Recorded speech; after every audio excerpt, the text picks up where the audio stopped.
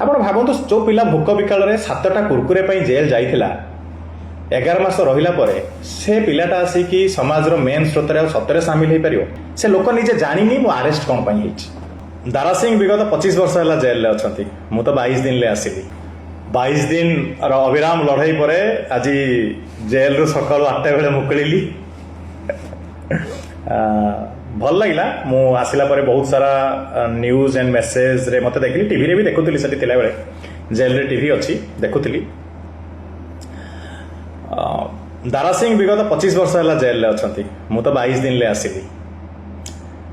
आंदोलन जारी रहिबो धर्म पाई आंदोलन जारी रहिबो जवाब भी दिया हो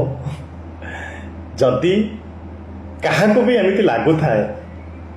जहाँ आम तो तपी मिश्र को 22 दिन पूरे देलु आमर जीत हो गला शुणु आज्ञा जो धर्म पाई आम लड़ुचे बा जो पाई आम कथा कहूचे जहाँ पाई आम कथा कहूचे तो मुझे लगुच आम मैंने 20-22 दिन ले डरी जीवु मु आपन गोटे कथा कहूचे 22 दिन ले मु कौन पढ़िली जेल गोटे लाइब्रेरी अच्छी मु प्रथमे जाइक तो भागवत गीता अलग अलग बही पढ़िली 22 दिन पर गोटे बही पढ़िली मिस्टर विनीत पाल से बही लिखिंट जार ना हूँ महानायक महानायक रे सुभाष चंद्र बोस जीवनी मु जेल रे बसिक पढ़िली 778 पेज रो से बुक जय जगन्नाथ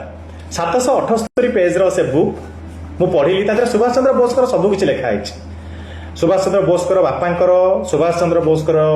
इंटराक्शन बापा सहित माँ सहित कांग्रेस सभापति है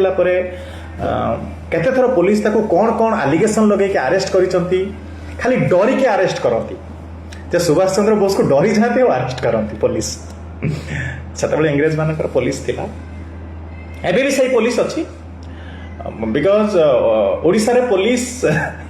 पुलिस पुलिस रो क्रिएटर इंग्रेज माने तो से शासनटा से स्टाइल रे चली इंग्रेज माने तो पळैले बट से शासनटा से स्टाइल रे चली मु पूरा ओडिशा को खाली गोटिए कथा पचारिया पई चाहिबी आज पर्यंत आपण माने कोठी देखिलेनी पुलिस निज आडू जाई गोरु गाड़ी जबत कर देइथिबो कोठी धर्मांतरीकरण होतबो पुलिस निज आडू जाई धर्मांतरीकरण बंद कर देइथिबो आपण कहउतिना गोटे पुलिस वाला जाई जय श्री राम टिके कहिके देखिबे कौन सी पुलिस ऑफिसर को ना मु समस्त कथा कहूनी कनेस्टेबल एंड जो सेकेंड ऑफिसर्स अच्छी से माने भल टिके तांको बढ़ीगला पर जो 3-3टा स्टार कांधरे लगे दिखती टिके तांको जय श्रीराम केतले कहिके देखिबे तो से मुह पूरा आंबिला हो जाए मु जानिनी कौन पाई कहे मुझे हिंदू विरोधी कथा भी कहबिनी कहीं हिंदू मान पाखु कलेक्शन करने किसी ना आज्ञा जेल भितर पाखापाखि 1200 लोक अच्छा से 1200 लोक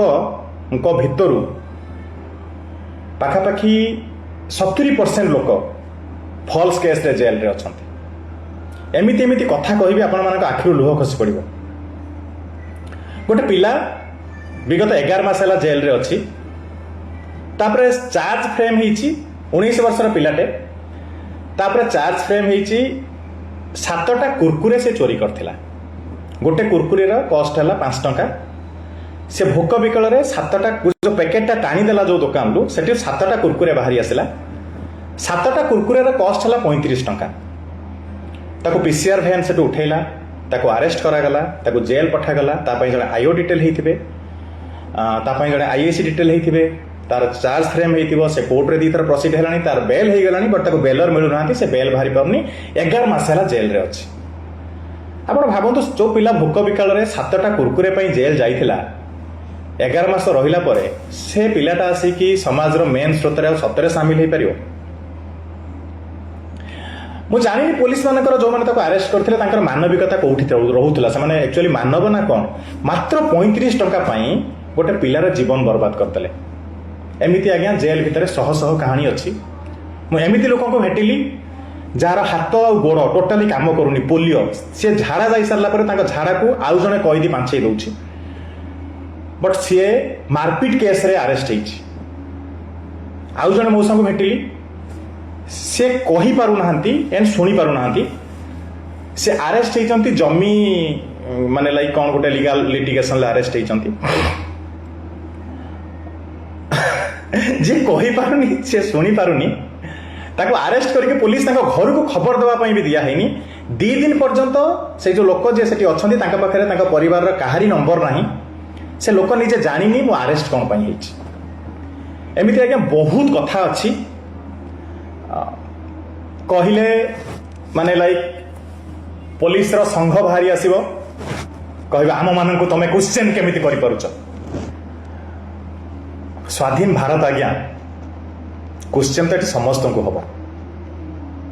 ଆଜି ଯଦି ଗୋଟିଏ ଜିନିଷ ସୁରକ୍ଷିତ ଅଛି ସେ ହେଲା ଭାରତର ନ୍ୟାୟପାଳିକା ଯାହା ଉପରେ ଯଥେଷ୍ଟ ସମ୍ମାନ ସମସ୍ତଙ୍କର ଅଛି ଆଗକୁ ମଧ୍ୟ ରହିବ ନ୍ୟାୟପାଳିକାକୁ ଛାଡ଼ି